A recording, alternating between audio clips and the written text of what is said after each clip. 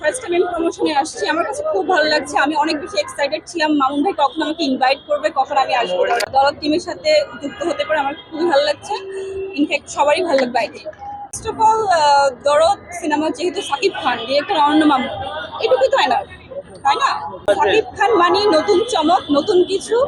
আর অনন্য মামুন মানে সবসময় নতুন। সো দুইটাই নতুন, ভালো কিছু হবে ইনশাআল্লাহ। দুইটাই খুব ভালো হয়েছে, ওগুলো কম্পেয়ার করার আসলে কিছু নাই, দুইটাই খুব ভালো হয়েছে।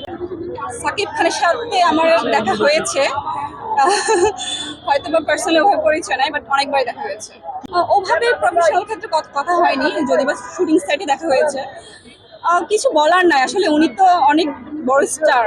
সো ওই দিক থেকে উনি সবারই খুবই পছন্দের আর্টিস্ট। তো আমারও খুব ইচ্ছে যে ওনার সাথে কাজ করা, অথবা যদি সুযোগ হয় ওভাবে কাজ করবো ইনশাআল্লাহ। হ্যাঁ, অফকোর্স কাজ করতে চাই, সব নায়িকারই এখন এটাই স্বপ্ন বাংলাদেশে। কোন কাস্টিংটা, সাকিবের কোন ক্যারেক্টারটা নাকি?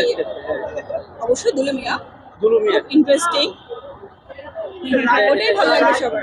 গল্পটা সম্পর্কে যত আমার পার্সোনাল ধারণা থাকলো আমি এখন এখানে বলতে চাচ্ছি না, বিকজ অফ সবাই আমরা কোনো তারিখে দেখতে যাবো, সবাই দেখবো, অ্যান্ড আলোচনা সমালোচনা ভালো লাগা খারাপ লাগা সবাই তখনই বুঝতে পারবো। না, একটু বলা যাবে না, একটু থাকুক না, বলা যাবে না এই মুহূর্তে।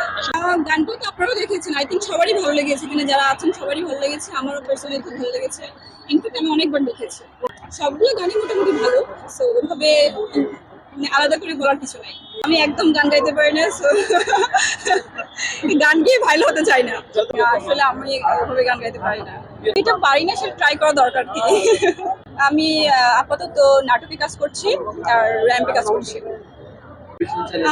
আমি এটা মনে করি পার্সোনালি, যেটা আমি একজন আর্টিস্ট, আমি যদি ফিল্ম করি আমি কেন নাটক করতে পারবো না? আমি নাটক যদি করি তাহলে ফিল্ম কেন করতে পারবো না?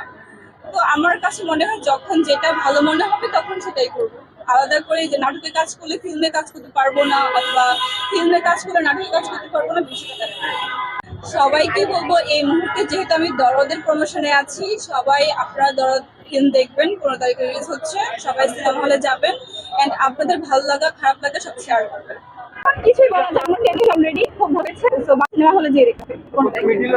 সাকিব খানকে নিয়ে আসলে বলার তো অনেকই আছে, আমরা যখন সিনেমা দেখবো তখন বুঝতে পারবো সাকিব কত ভালো করেছে। কারণ উনি আগে যে মুভিগুলো করেছেন এটা বেস্ট, আমাদের সবার কাছে তাই মনে হবে। ইনশাআল্লাহ আপনারা সবাই মানে খুবই ভালো ফিল করবেন।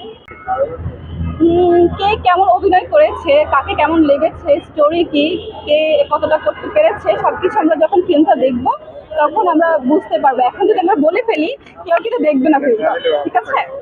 আমি শারমিন মজুমদার, অ্যাক্ট্রেস মডেল।